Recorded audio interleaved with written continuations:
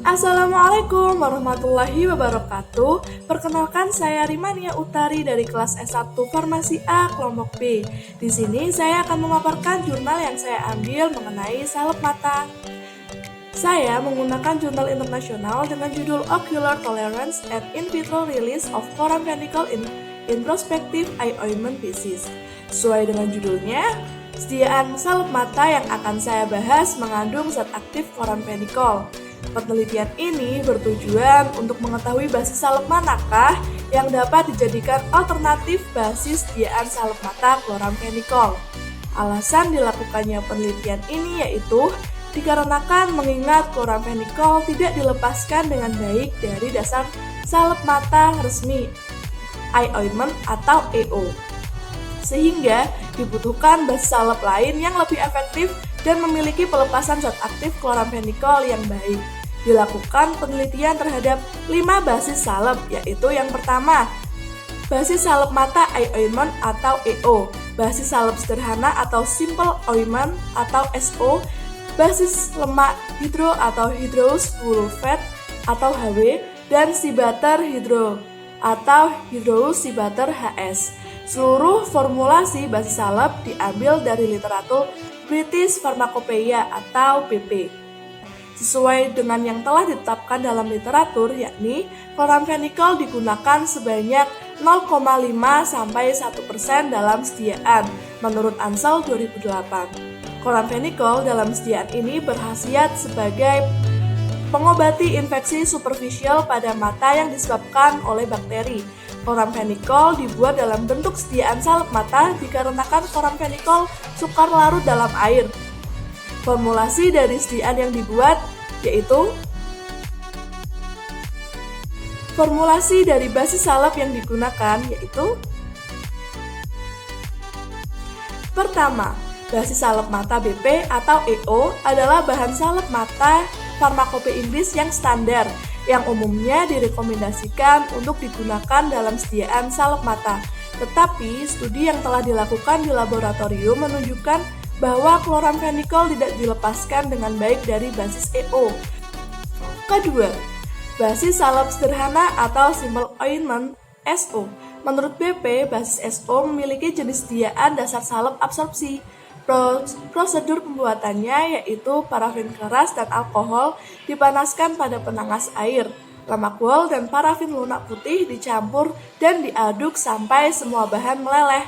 Jika perlu, dituang atau disaring dan diaduk sampai dingin dan dikemas dalam wadah yang sesuai. Ketiga, basis salep lemak wol hidro atau hydrous wool fat atau HW. Disebut juga basis Adep-Selanae cum aqua. Lemak wol hidro adalah campuran 75% lemak wol dan 20% air. Lemak wol adalah bahan seperti lilin yang dimurnikan yang diperoleh dari wol mentah domba. Keempat, sea butter atau hydrous sea butter HS dan sea butter terapi atau NS. Diteliti dalam penelitian ini dianggap sebagai salep ophthalmic alternatif yang berpotensi bermanfaat membawa untuk chloramphenicol. Pada penelitian ini dilakukan uji in vitro dan in vivo.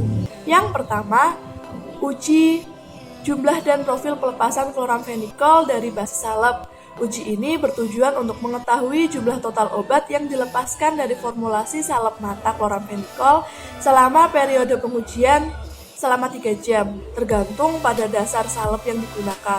Selama periode basis yang rapi, NS dilepaskan sebanyak 12%, HS 11%, SO 7%, HW 5%, dan EO 4% dari obat. HS dan NS memberikan peningkatan bertahap obat yang dilepaskan selama 3 jam. Formulasi SO, HW, dan EO menunjukkan puncak pelepasan obat dan tidak ada pelepasan obat yang berarti selama 60 dan 120 menit. Dapat dilihat dari gambar berikut ini. Nilai konstanta laju pelepasan chloramphenicol dalam bahasa salep diurutkan dengan urutan HS sebanyak 0,34. NS 0,28, SO 0,27, HW 0,17, dan EO 0,07 mg. Jadi, HS dan NS menunjukkan potensi pelepasan yang lebih besar untuk chloramphenicol daripada basis farmakope seperti SO, HW, dan EO. Kedua adalah uji pengaruh kapasitas penyerapan air dan suhu pelunakan (WAC), dan pelunakan basis tampaknya mempengaruhi kecenderungan pelepasan obat mereka.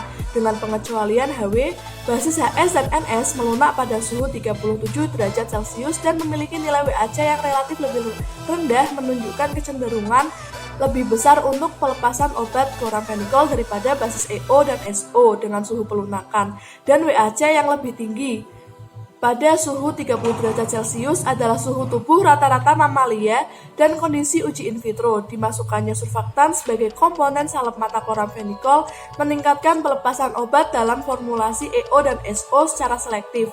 Jadi propilen glikol 10% meningkatkan jumlah obat yang dilepaskan dalam salep EO dari 4% lebih dari 3 jam tanpa adanya surfaktan menjadi 13,5% dalam waktu lebih dari satu setengah jam.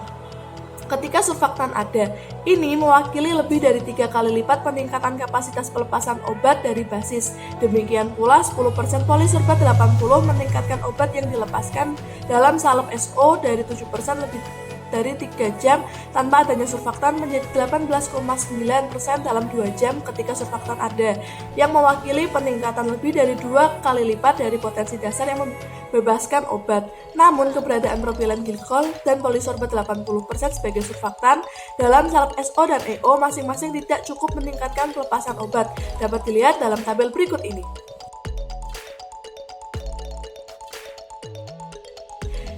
Ketiga yaitu uji hasil iritasi mata akut. Semua hewan uji tampak sehat dan aktif.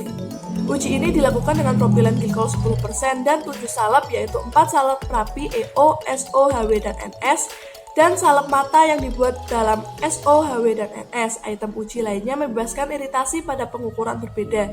2 dari 3 hewan uji dengan HW rapi menunjukkan opositas kornea diamati 1 jam setelah penanaman, dan pembengkakan konjungtiva parsial terjadi pada 1 dari 2 kasus oposita kornea positif.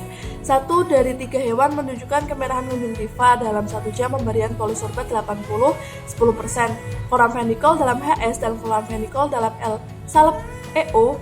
Obat dan salep EO juga menyebabkan pembengkakan ringan pada kelopak mata, namun dalam setiap kasus semua tanda iritasi tidak ada pada penilaian 24 jam.